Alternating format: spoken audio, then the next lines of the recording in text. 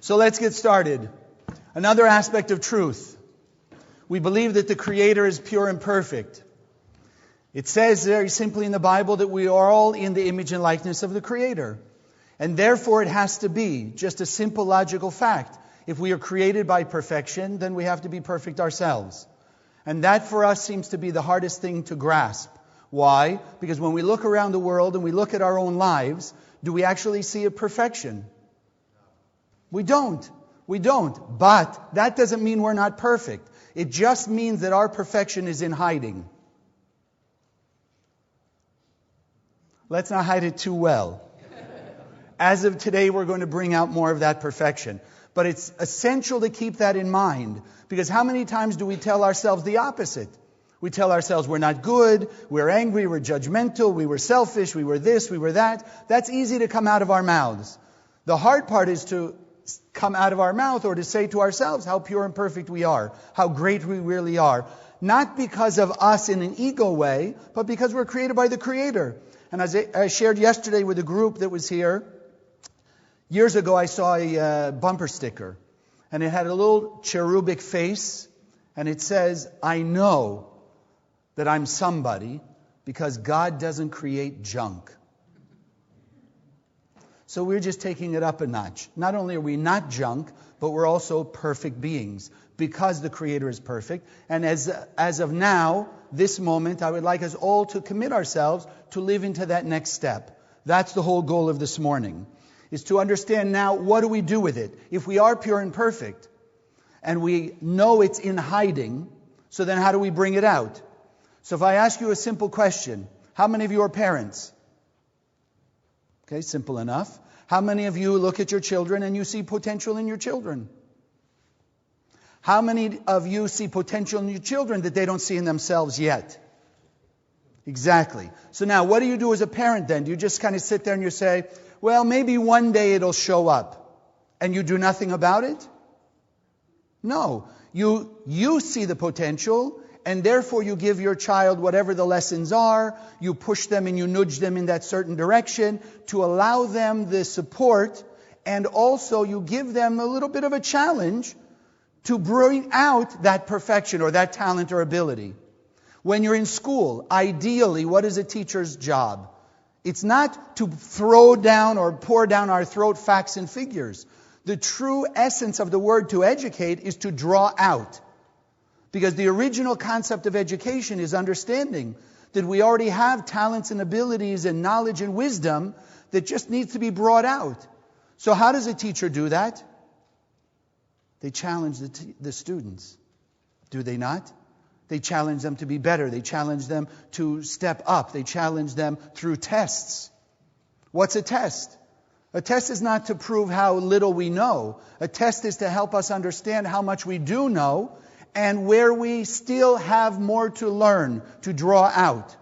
But without those tests, how would we know? I believe, if I remember correctly, there were schools for a while they didn't want to give tests. Because they just wanted like everybody to just be the same, and they didn't want to start challenging the students to be able to compare. Well, who got an A and who got a B and who got a C? Well, apparently over the long run it didn't work. Because unless you and I are challenged to be better people, better students, better parents, better friends, better husbands and wives, boyfriends, girlfriends, unless we are challenged to be, then we won't be. We won't be. I mean, think about it. What is our human nature? Our human nature. Is it just to sit, or is it to really get up and go? Our human nature. Yeah. Right? Our human nature just wants to sit on the couch and veg out. Then we say, no, but I don't want just that in life. We begin to challenge ourselves. I want more in life. I want to succeed in business. I want to have a great relationship. I want to be healthy, so I go to the gym, whatever it is. And we challenge ourselves to get off the couch and go do something. And it's usually, if it's really going to make us better people, it's not something easy. It's a challenge. How many of you, maybe I shouldn't ask, how many of you ever did go, seen a gym? So my teacher, the Rav Berg, used to say, there's a lot of people who would go to the gym And they tell you they go every day to the gym for an hour. And yet they're still, let's just say, not in shape. So you look and you wonder, and after a few weeks of hearing them brag how they go every day for an hour, you finally ask them, so what do you do at the gym? Which machines do you? Oh, I don't use the machines. I just go, I sit down, I watch everybody for an hour, and then I get up and walk out. But I go to the gym every day for an hour. Exactly. So if we didn't challenge ourselves, then there's no growth. That's the same in the gym. It's the same in life. It's the same in relationship. It's the same in any part of our life. If we don't challenge ourselves, at least challenge ourselves, then what's going to happen 9 times out of 10? Because of who we are, because we are created in the image and likeness of the Creator, and because we're already pure and perfect, when we don't challenge ourselves, look back on your life. The moments that you took things for granted, the moment that you fell into a form of complacency, that you weren't pushing yourself anymore to make the relationship better, to make the health better, to do something better. What happened? Guarantee you, if you look back clearly, you'll see eventually you are challenged by someone or something from the outside. Life challenged you to do the same thing that you thought to challenge yourself.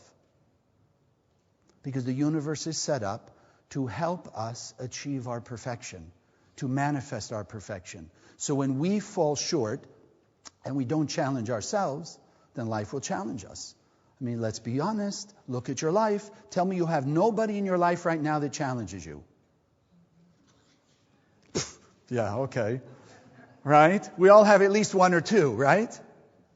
But now let's stop for a moment. If you depersonalize it, take them as a unique personality or the person that you've already got in your mind. Just make them a generic person.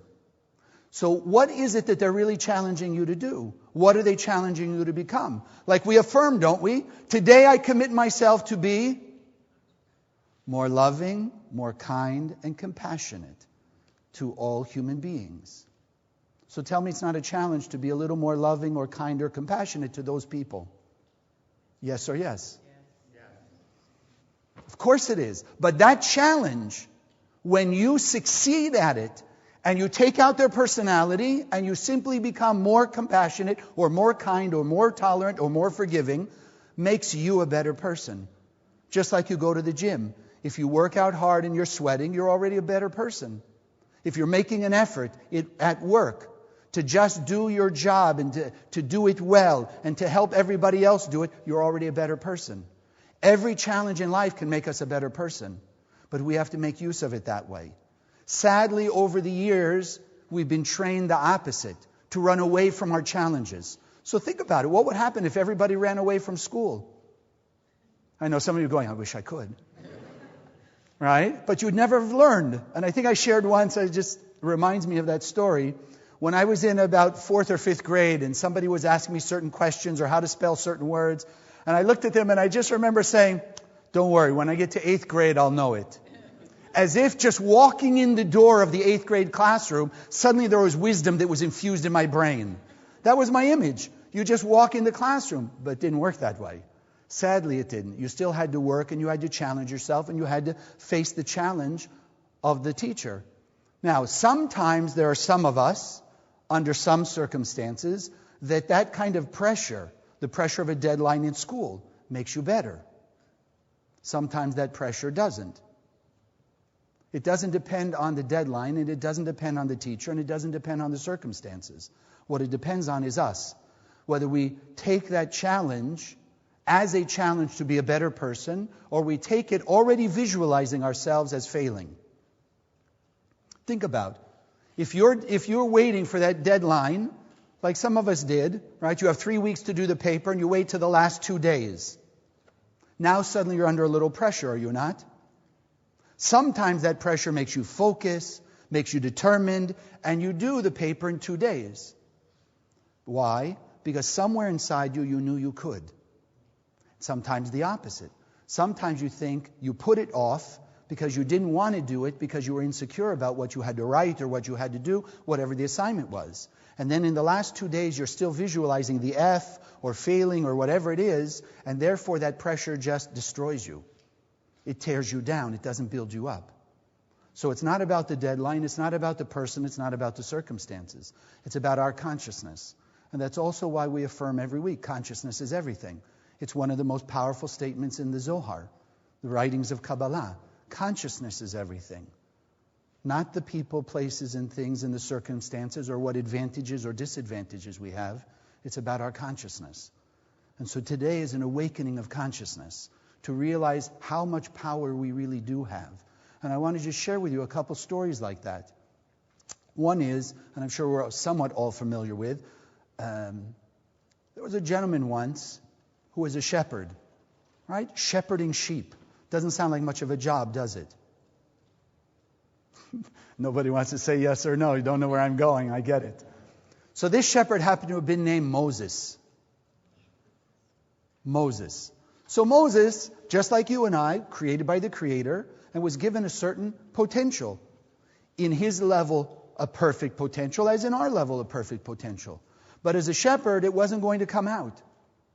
Sure, he had a certain ability. There was a certain growth. In fact, one of the stories, they say why God chose Moses to do eventually what he did was because when one sheep would run away or get lost, he would go out of his way to make sure he would find that one sheep, even though he had thousands to take care of.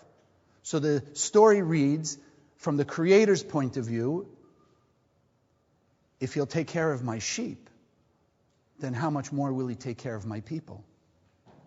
But for Moses to become Moses from the shepherd, first of all, he had to face the burning bush.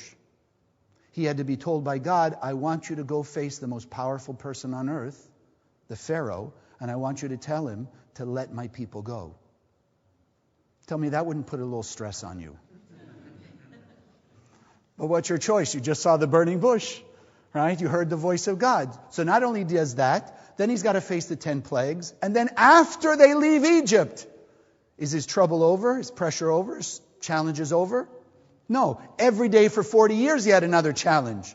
The Red Sea was a challenge. Here he did what God said, out in the middle of the desert. They come upon the Red Sea. He's got the Egyptian army in front of, or behind him, chasing him. He's got the Red Sea, this huge body of water in front of him. He has wild animals on all sides. He's got a number of millions of people looking at him saying, this is why you took us out of Egypt? To kill us here in the desert? A little more stress and pressure, no? He passed that. And for the next 40 years, another thing and another thing. There was no water, people complaining, there was no food, on and on and on. But all that pressure turned Moses the shepherd into Moses the greatest spiritual leader, one of the greatest spiritual leaders ever. To the point where he stood on Mount Sinai with 40 days and 40 nights, no eating, no drinking, no sleeping, to draw down what we call the 10 commandments or the 10 utterances in Kabbalistic terms, the power of immortality. And not only that, but after he did that, and we, those people that he freed from that bondage of Egypt, when we gave up on him, after 39 days, 18 hours out of the 40, and created the golden calf, and he destroyed, and we destroyed the tablets, and he destroyed the golden calf, he went back up again for another 40 days and 40 nights. That's how much he was willing to help us to achieve immortality, to achieve our perfection. There's another story like that. Something a little more personal here, let's say, to the Kabbalah Center. The author of the Zohar, or I can't say author, the gentleman, the righteous person who put the Zohar in writing, dictated by Moses, dictated by Elijah the prophet, Rabbi Shimon Bar Yochai, spent 13 years in a cave. This part will get you a little bit. You can ask me afterwards. 13 years buried up to his neck in the sand. 13 years. But that challenge, that pressure, is what allowed him to reveal the Zohar, which is the most powerful book of light that unifies all the holy books together into one. Which is why, if you look around this room, the Kabbalah Center is unifying every type of person from every background and every culture. But it took one person who was willing to undergo that kind of pressure and that kind of challenge. So you and I have to remember, as Karen Berg often likes to teach us, If you take a piece of coal and you put it on a desk somewhere, after 100 years, what will it be? Piece of coal. But you take that same piece of coal and you put it under hundreds of thousands of pounds of pressure, and after a short while, what will it become? A diamond. A diamond. So, what's inside the coal that we didn't see when we saw coal? Diamond. But it took the pressure in order to bring out the diamond. You and I, challenges are our pressure to bring out our diamond. In fact, if you know the story of Michelangelo, it says by Michelangelo, he didn't create anything. It was already created. He could look at a hunk of rock, and he could see the statue that was already there, the image that was already within the rock. And all he did was take away what didn't belong. Because the Creator created the image that was there, he just took away and caused it to be revealed. In a similar way, what we're learning here in the Kabbalah Center is not that we have to create a perfect world or we have to create perfect people. We just have to take away what doesn't belong. The insensitivity, the greed, the ego, the fear, the insecurity. Once you take that away, what's left is the perfection that God created. And very often, like a Moses or like Rav Shimon Bar Yochai, we have to be put under pressure also in order to bring out our diamond, in order to manifest our perfection. And that's something today we have to think about. We have to keep affirming, we have to keep realizing that the Creator created us pure and perfect. We are already pure and perfect. I did a little exercise yesterday, and I won't make you do it, but at least think about it. If I asked you to reach behind you and pat yourself on the back for something good you did, you're probably already hesitant. 99 out of 100 people have a little hesitancy to do that. But if I asked you to enumerate your faults, probably flow right out of your mouth. Should be the opposite. Should be easier to enunciate the good things that we do, that we've done, that we've achieved, that we've done for other people, and not the opposite. Not to take ourselves to task so easily. And that's why it's so important when we come here to keep affirming. We are pure and perfect. Consciousness is everything, and I see the perfection that the Creator created. And today is the day, by acting with greater love and kindness and compassion towards everybody, without exception, that will turn me into the diamond that the Creator created. The piece of coal is only in this world. It's the diamond covered up. We're here to uncover that diamond. We're here to allow ourselves to be that pure and perfect. There are hundreds of stories like that. I'm sure you could think for yourself.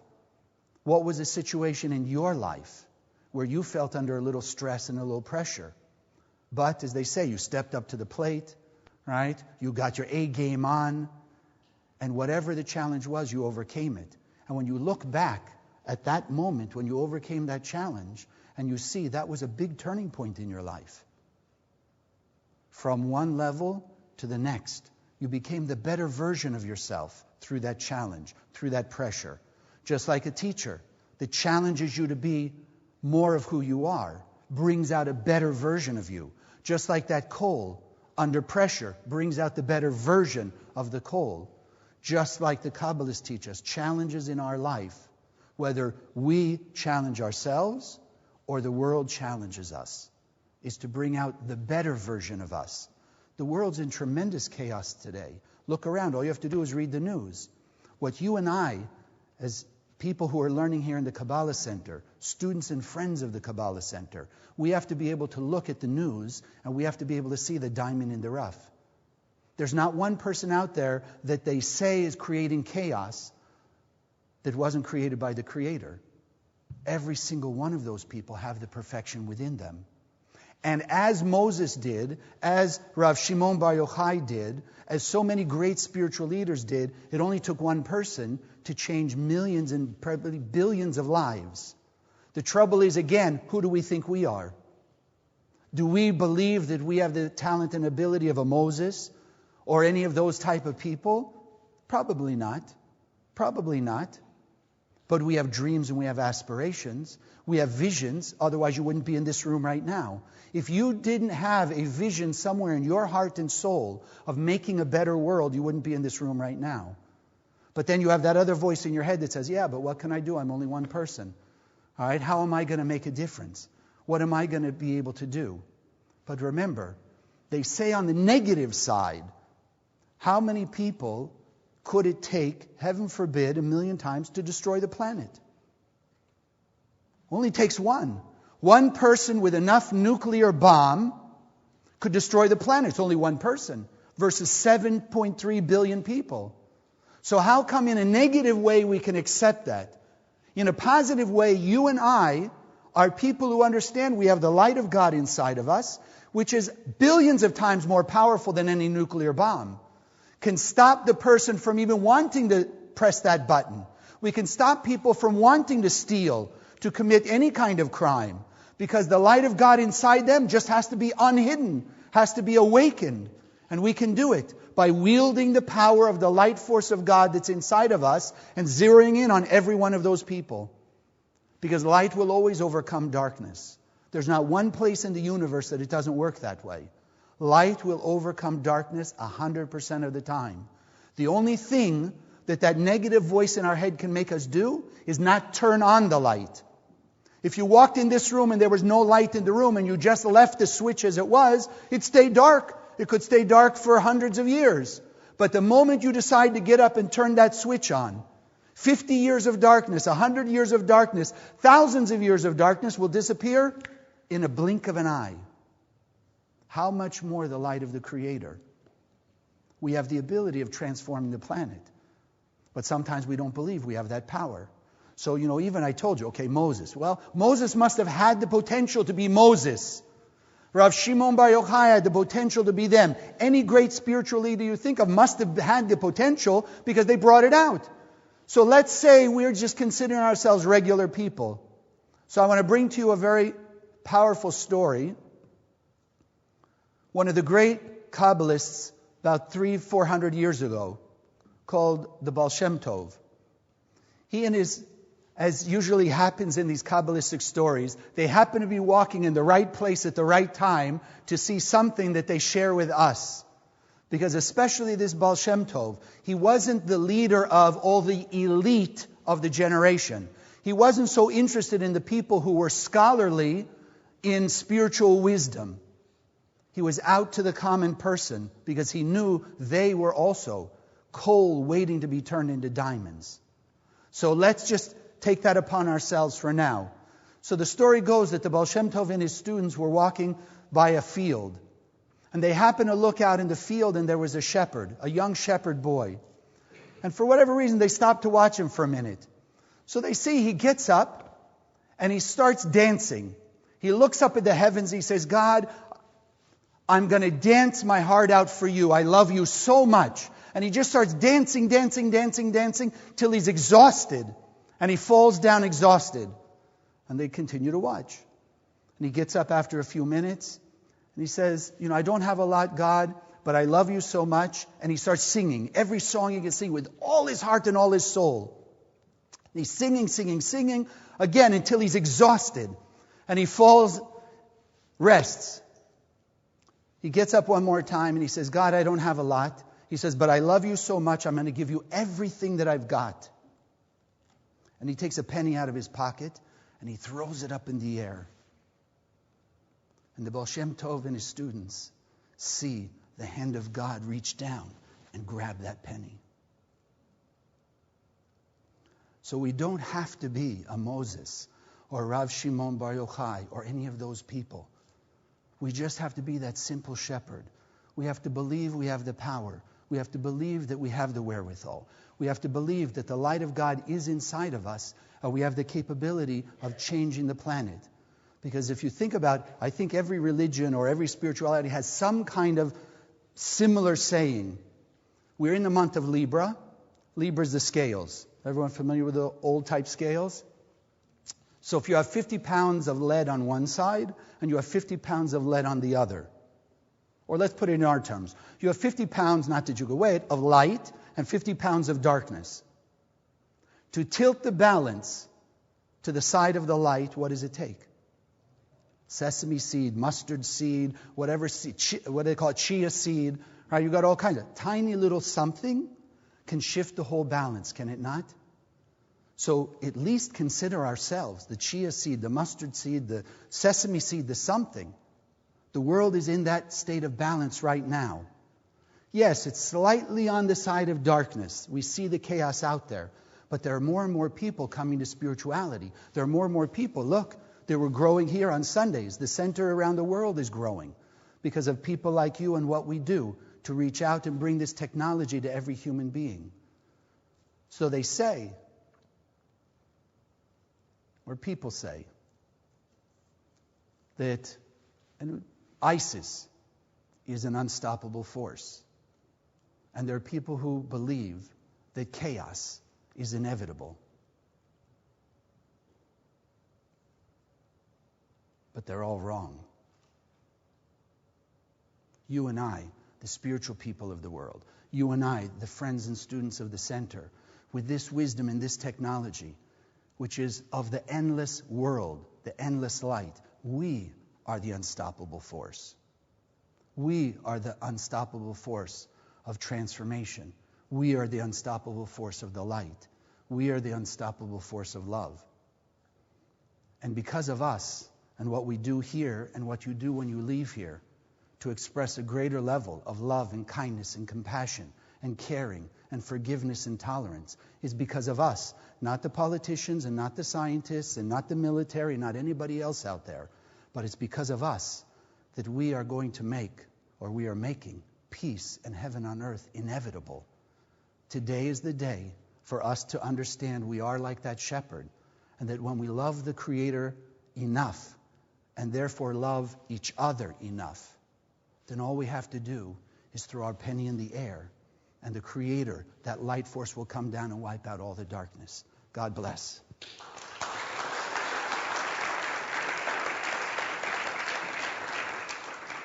Just want to read you one more thing before we do our meditation. And I think it comes from Nelson Mandela. Our deepest fear is not that we are inadequate. Our deepest fear is that we are powerful beyond measure. It is our light, not our darkness, that most frightens us. You playing small does not serve the world. There is nothing enlightened about shrinking so that other people won't feel insecure around you. We are all meant to shine as children do. It's not just in some of us, it's in everyone. As we let our own light shine, we unconsciously give other people permission to do the same. As we are liberated from our own fear, our presence automatically liberates others. Today is that day. And we're going to sing before we leave one day. And somebody suggested last week, because we've been doing it now for a few weeks, and it's a great song, so I'd like us to continue. But instead of saying one day, we need to say today. So we make it today, because that which we affirm in our consciousness, we're making it grow. So even though the words will be up there one day, but we're going to shift it. Right? It's going to be today. Because we have the power, and we are the ones who want it, and we are the ones who are capable. Yes? Yes? Okay.